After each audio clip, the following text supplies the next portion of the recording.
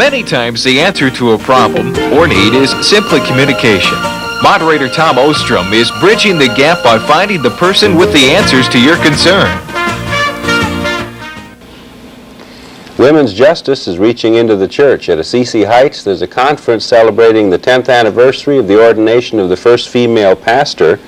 And we have that pastor with us, who is also the chaplain at the University of Maryland.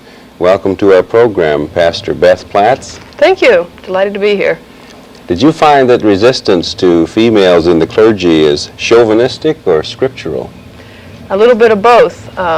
Scripture in terms of people's understanding of God's intention in creation, or what St. Paul said, is sometimes cited as reasons for women not being ordained.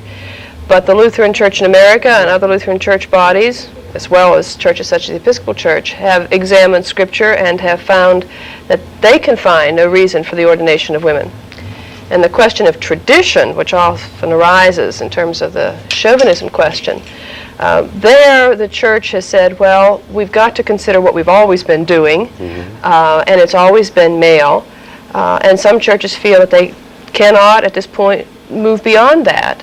The Lutheran Church has examined that and has said we can, based on what we believe, move beyond what we have traditionally been doing. So that issue of the kind of chauvinism, male chauvinism that some have said, has been dealt with, at least from that perspective, of moving into new areas.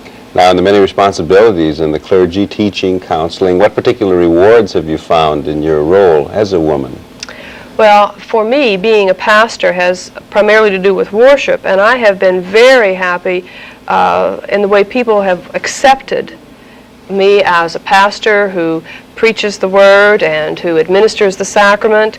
And I also think that carries over into counseling, their willingness to accept you as a pastor of the church and talk with you, share their problems, and see if you can be of some assistance to them. Do some males prefer you as a counselor when they get used to things? Well, some have said yes. I'm not as an authority figure. I don't frighten them sometimes as much. So it's been very good in that area.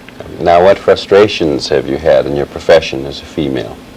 I think helping others understand that I am indeed a pastor of the church. I wear clerics most of the time. It saves lots of questions. And getting people to realize that that is true of the church, that it has pastors who are females and who are recognized by the church. So that's been a source of frustration right there. Do you have a teaching capacity, too, at the University of Maryland? Not on the staff of the university as such, but we do a lot of teaching in terms of non-credit courses. Very interesting dimension. Our society is finally being willing to recognize the church has a teaching function.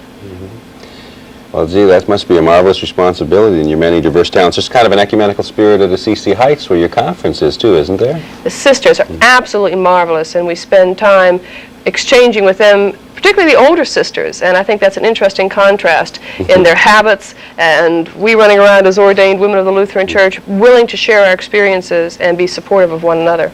Well, thank you very much for visiting with us, Reverend Beth Platz, and best luck in your career. Thank you very much.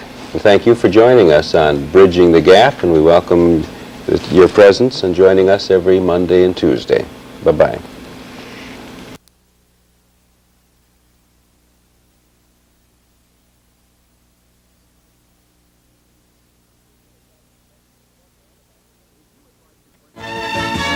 If you would like to question someone about something important to you, write Bridging the Gap, KTTC TV, 601 First Avenue Southwest, Rochester, Minnesota, 55901.